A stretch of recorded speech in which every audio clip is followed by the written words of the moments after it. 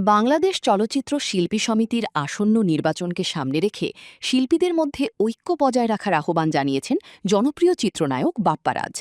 একই সঙ্গে চলচ্চিত্র অঙ্গনে বডিগার্ড বা দেহরক্ষী নিয়ে চলাফেরার সংস্কৃতি নিয়েও খোলামেলা মন্তব্য করেছেন তিনি। সম্প্রতি এক সংবাদ সম্মেলনে শিল্পীদের নিরাপত্তা এবং ব্যক্তিগত দেহরক্ষী নিয়ে আলোচনার সময় নিজের অবস্থান পরিষ্কার করেন এই অভিনেতা। বাপ্পারাজ বলেন, অতীতে শিল্পীদের জন্য বিশেষ নিরাপত্তা ব্যবস্থার তেমন কোনো প্রয়োজন ছিল না, তবে কিছু সময় ধরে বিষয়টি বাড়তে দেখা যাচ্ছে। তার মতে, অনেক ক্ষেত্রে নিজেদের শক্তিমত্তা বা প্রভাব দেখানোর জন্য নিরাপত্তা বাহিনী ব্যবহার করা হয়েছে। এ সময় সরাসরি দেহরক্ষী নিয়ে চলাফেরা করা কিছু মানুষের দিকেও ইঙ্গিত করেন তিনি। বাপ্পারাজ বলেন, আমরা তো কোনোদিন বডিগার্ড নিয়ে ঘুরি না, কিন্তু যারা খুব বেশি কাজও করেনি, যাদের জনপ্রিয়তাও তেমন নেই, তারা ২-৩ জন বডিগার্ড নিয়ে ঘোরে। তারই বক্তব্য ইতোমধ্যেই চলচ্চিত্র অঙ্গনে আলোচনা তৈরি করেছে। শুধু নিরাপত্তা প্রসঙ্গ নয়, শিল্পী সমিতির নির্বাচন নিয়েও নিজের অবস্থান তুলে ধরেছেন তিনি।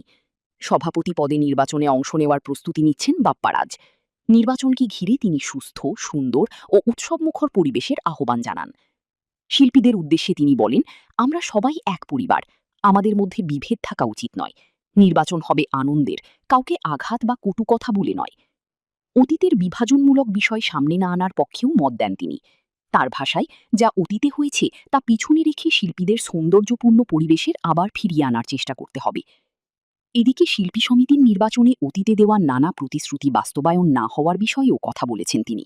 শিল্পীদের জন্য পরিকল্পনা নিয়ে আগেভাগে বড় কোনো প্রতিশ্রুতি দিতে চান না বলেও জানান এই অভিনেতা। সব মিলিয়ে নির্বাচনকে সামনে রেখে ঐক্যের বার্তা এবং বডিগার্ড সংস্কৃতি নিয়ে বাপ্পারাজের মন্তব্য এখন চলচ্চিত্রাঙ্গনে নতুন আলোচনা তৈরি করেছে।